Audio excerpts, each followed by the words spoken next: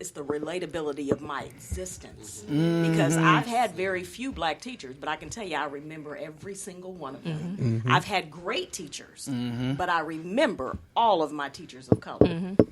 One thing I've noticed too since starting this work is that this gap in getting parents involved is really because people are like scared to talk to people who don't look like them. Like they're intimidated. I know people expect me to come in and wave some like magic parent engagement wand to solve all the solutions. But it's like you said, we're just not looked at as people a lot of times. So we're going to move on to the next question. How can we empower students to become advocates for educational equity? And I pose this question because I've had this conversation in different spaces where a lot of times the focus is educating parents, educating teachers on how to advocate, but we oftentimes overlook the most important person who's being affected the most, which is the student. Absolutely. And so how do we start empowering them to understand there are inequities? What an education that you receive, and I hate to say this because I am a product of IPS and I'm a product of Township. My freshman year I went to high school in Louisiana, but coming back here my sophomore year, we were still taking spelling tests at Tech. I get to it's real tough. Pike Township and go to Pike High School, and I struggled. They put me in all AP classes. I don't know why the hell they put me in AP classes because I was like, but they put me in AP classes. I remember getting an F on my English paper and crying, and my teacher pulling me aside was like, "You're gonna fail this class." I struggled in math. But I knew, I was like, wait a minute, we're taking spelling tests out here, but out here we're doing college work. And so as a student, how do we start to empower those that are being affected and saying, because they don't realize, some of them realize it, some of them do, but how do we start to empower them to say, hey, you have a voice, to start using your voice to achieve equity in your schools? How do we do that? I'm gonna give you some numbers. So this kind of relates to the last question. 71,000 teachers in Indiana. Only 3,000 of those teachers are black. Right? That's 4.2%. We make up around 10% of the population in this state. So when you look at that, that's a double whammy. So when you talk about what students can do, I think one of the first thing we need to do is ask them. I don't think people ask them enough. We need to ask students to hear their voice. The other thing that they can do, I remember in Connecticut when this came up, how many teachers of color are in our building, those students walked out and protested. And so I'm like, I know that makes some administrators mad and some teachers mad in the building, but at the same time, if these numbers aren't moving, and if we're talking about we want more black teachers in our classroom, then students have the power. That's one of the power students have to make that happen. The last thing that we need to understand is we also cannot discount the wisdom of our ancestors and discount the wisdom of the people who came before us. So asking for student voice is not necessarily discounting what came before them. It could also be asking them why they're upset or what they're struggling with, and then us being able to explain why we do certain things the way that we do. Okay. And if it doesn't make sense, then they need to call us out on it. Okay. I agree. I also think there's two powerful words in the question. The first is empower, and then the second is education equity. And I think in my personal experience, I'm a father of young children now, and we started them in private school. We moved them to our traditional township school, and I've been a principal in IPS, Warren. I've taught in Warren, been in Washington Township. I don't think we define what educational equity is. My first administrative position was at Northview Middle School. 15% of the school were rich children, 60% were poverty, and it was a high-performance school at the time. But you had children that came from IPS that would come into the school, and immediately they could see there was a difference between their experience because the expectation was high, and they weren't allowed to stay there. They were pushed up to perform as well as their peers. Poverty or not poverty, they were pushed up.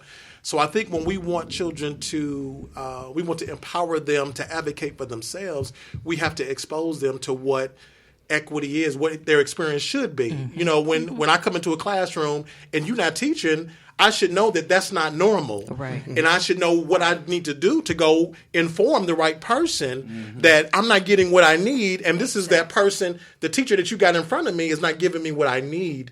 I think we become, it's normalized. It becomes normal this is normal. I go to this school and we don't learn here. And so when we understand what it should be, then you can advocate for yourself. But until we do that, and the status quo was the same, then it's really hard to advocate. And see, and the problem is, too, you said go to the building leader and say, hey, I think that's what I'm hearing you say. Yeah. I'm not learning. But so then you have adults who push back because they're not, what's the word I want to say? Informed. Right, informed, empowered, effective. And so I think a lot of times students may get frustrated because they feel like nobody's listening to their voice. And that's just not in education. That's across the board. Mm-hmm. So they may feel like nobody's listening to my voice when they do go. Because I went to my parents and was like, hey, this teacher wasn't treating me right, or it's not doing this. And then when the parent comes up to the school, nothing gets done. So I think, how do we empower them in a way that their voice is truly heard? And if it's not heard on a building level, what's the next step? I think it's in addition to what Brian was saying, though. We're empowering them with what they're entitled to, but we also need to empower them within their parameters. How do I maneuver through these parameters to get what I need, or what is rightfully my right? Mm-hmm. My best experiences as an educator were with young ladies that I tell you right now are giving some professor the blues, because not only did they know what their right was in terms of a high-quality education by means of the state of Indiana, but they knew what that handbook said. Mm-hmm. So they could go to the teacher and say, I'm looking at my progress report. I don't see that I have 5 grades in the grade book. Mm-hmm. So they were knowledgeable of that. Mm-hmm. And they had that verbiage. I guarantee you, the scholars that Mr. Jones and I had are speaking, I would say, a language that is understandable and to educators, and we're not equipping our students with that. We equip them a lot of times to combat racism, sexism, but to speak the educational jargon to the point where that ineffective leader can't come back. Mm-hmm. Like, oh, you just threw my own policy on. That's right. Mm-hmm. That's good. That's good. That's good. That's everything that I was going to say. And that's why I'm so intentional about bringing my kids along to every space that I enter, so that they can start hearing it early on and develop their voice sooner. Because just even as a 34-year-old woman, the educational jargon is like crazy. Yeah, and it's hard to understand, and everybody frames it a certain way that they want you to perceive it. So how are we being intentional about the language we use, and how we're educating our children on what their rights are and what they're able to ask for in our schools? Marshawn, you want to weigh in on that? No, I mean, they the experts, so they covered it. I mean, the only thing that I do is know board directors, the school board. I just, I make it a point to know, who's on the school board, have them on Facebook, just in case. But that's me as a parent, as a student. I think everything that they just said is the way to go. Yeah, I like that walk out.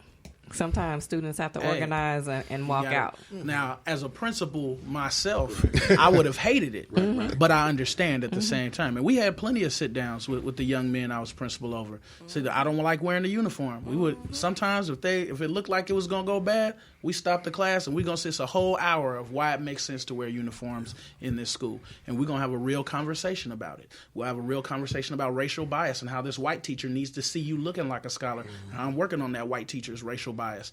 And then the young men sometimes would understand. Sometimes they'll be like, I'm tired of talking to Jones about this. Mm-hmm. But it's a sit down, and I'm going to hear you, you're going to hear me, and we'll have a full conversation about it. Okay, awesome. And those same students got a handbook change by the time they got to their junior year. They did. Wow.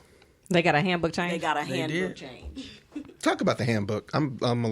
What's in the student the handbook? The rules handbook. Your handbook. And okay. So they School. that foundation was planted. That seed was planted. So when it directly impacted them, they were able to articulate the needs, bring data, and they got the changes that were started to those student policies. Okay.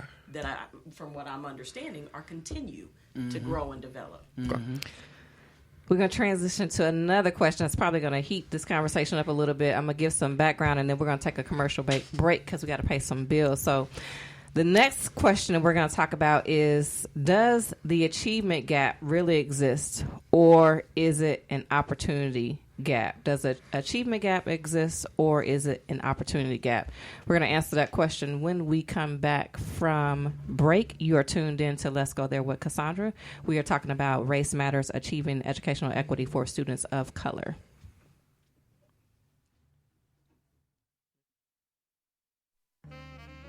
Family and Community Partners, LLC, is a private, community-based mental health care provider located at 3921 North Meridian Street, Suite 210, Indianapolis, Indiana.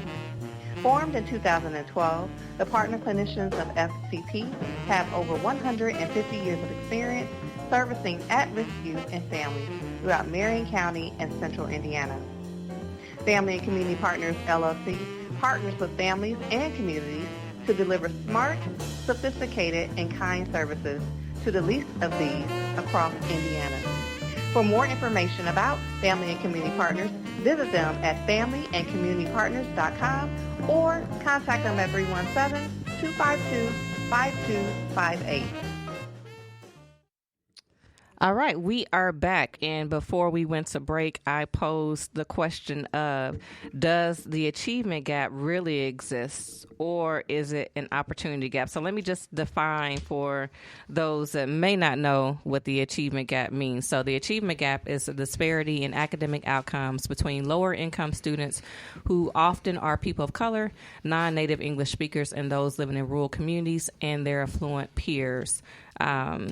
And according to Teach for America, the opportunity gap refers to the fact that arbitrary circumstances in which people are born, such as their race, ethnicity, zip code, and social economic status, determine their opportunities in life, rather than all people having the chance to achieve their best potential. I was reading a report that Teach for America kind of put out talking about this, and so from their perspective, they see it as more of an opportunity gap versus an achievement gap, because basically, and it's a very interesting perspective, basically the achievement gap places the blame on the student and says that students aren't able to achieve, whereas the opportunity gap looks at the systems that have been put in place that are blocking or causing our students not to achieve on the same level as other students. And so there was a quote, I'll find it by the time we spark this conversation, but the former CEO of Teach for America kind of framed it, and I kind of agree with it. So I'm going to go ahead and let the conversation start, and then I'm going to come back with that. So I know, Marshawn, this is your favorite topic. So here, that's because I see it as an opportunity gap. I don't see it as an achievement gap, but we'll talk about that. Go ahead. So this is why we don't need white people framing our issues. I'm looking at our numbers. Okay, so I got some numbers. Looking at proficiency gaps on iLearn tests. Now, the thing is, when you look at the white kids that took the test, they did all right. They didn't do as well as you want them to do, but they did all right. Our kids just, for whatever reason, were not able to keep pace with what they did before. But what they did before wasn't great in the first place anyway. We have entire schools where no one passed certain tests. We have gaps of around 48% passage rates, where you have the same school, the same folks sitting in the same classrooms, where you can have the white kids do about 66 proficiency on both English and math, but the black kids and the Latinx kids end up around 18%. How does that happen? How are we allowing separate education in the same classroom? Are we putting them in different classrooms? Are we just deciding how? I don't understand that. So, using the opportunity gap kind of construct where we're saying all these other things that are involved. I don't know. I've been doing some work on this, and I think you got to hold the kids accountable. They got to do their work, but you also have to hold the parents accountable. And then there are some systematic things. So we just had some schools decide that they aren't going to allow for or participate in voluntary lead testing.